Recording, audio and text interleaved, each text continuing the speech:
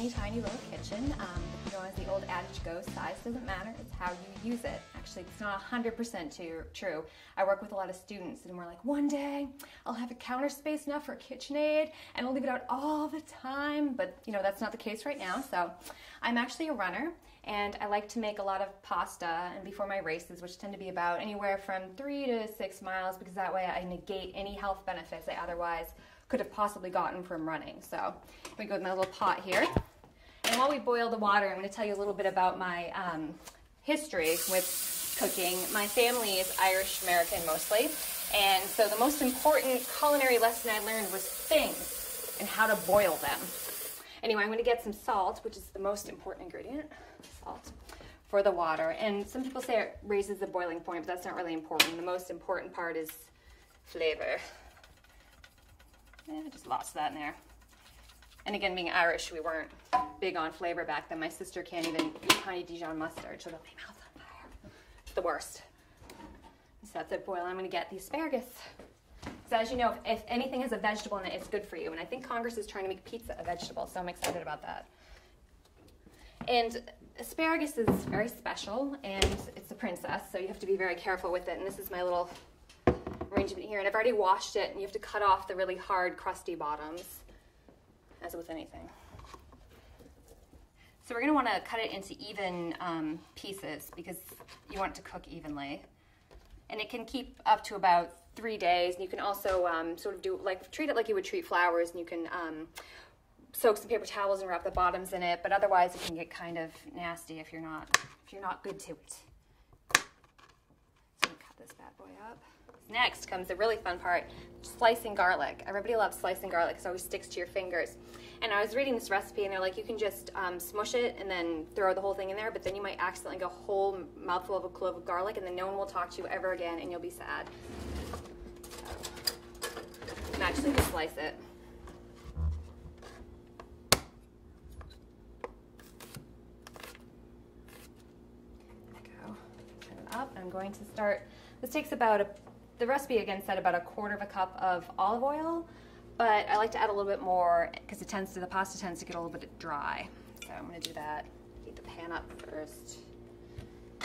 It's your lucky day, pan. You get the big burner.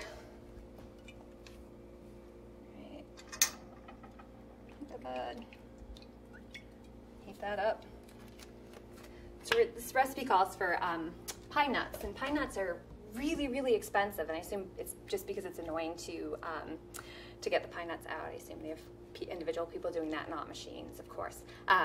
So I tend to buy it in bulk, and it's cheaper that way because you can get it's like $19.99 a pound, and you can just get the amount that you want instead of having to buy a huge, huge box of it. And they do last a really long time, but if you're only going to use a bit, you might as well just get a small bit of pine nuts, and they're very high in protein. So if you have any vegetarian friends, it's a really good way to add some protein to your pasta and not have to put meat in there. Add the nuts. It only takes a few minutes for this to toast. I'm going to turn that way down. And the recipe only calls for about 1/4 cup, but I like to put in lots and lots of pine nuts. Let's see. Here we go.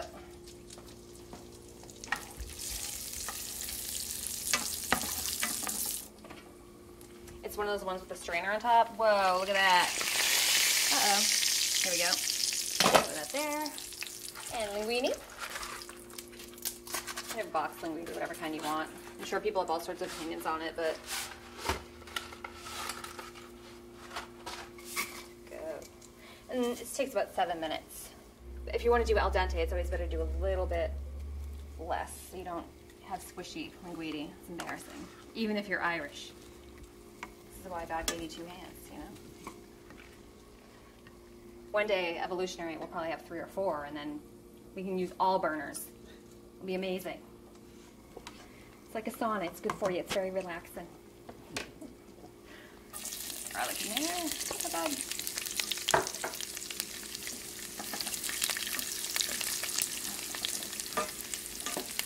Now the asparagus you only want to cook for about 2 or 3 minutes because, like I said, it's very, very precious, and it doesn't like anything really. Asparagus doesn't like you. Doesn't like heat. Doesn't like water.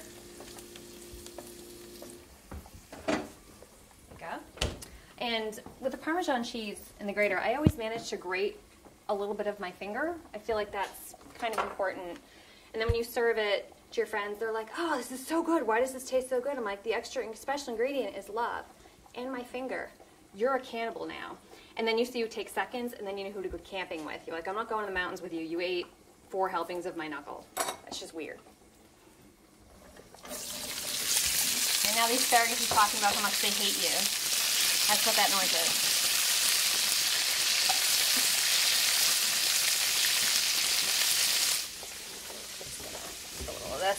If you do it this way, you're less likely to grate your knuckles, so think about your cannibal test and how committed you are to it.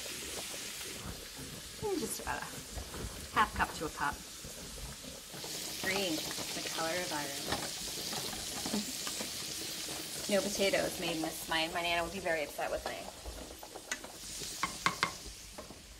Important thing is to make a big mess so that if you have people over, they can clean it up for you, you know. You cooked. Now it's the part where you get to go to the sauna. Ooh. That is good for your pores. Okay, let me make sure I save some of the water. There you go. And this, delightful asparagus right here, and all this mix. Oops, I just threw some pine nuts at you guys, sorry. A little less protein for somebody somewhere. Goes right in here. Oops, lost.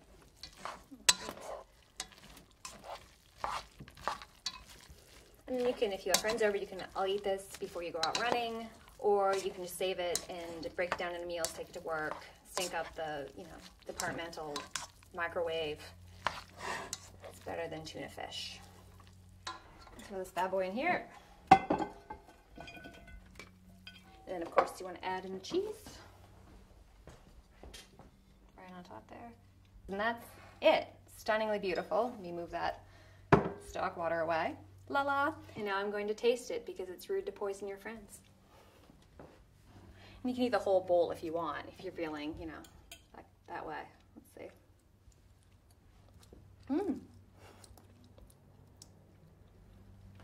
That's better than boiled potatoes any day. Maybe not, but it's still pretty good.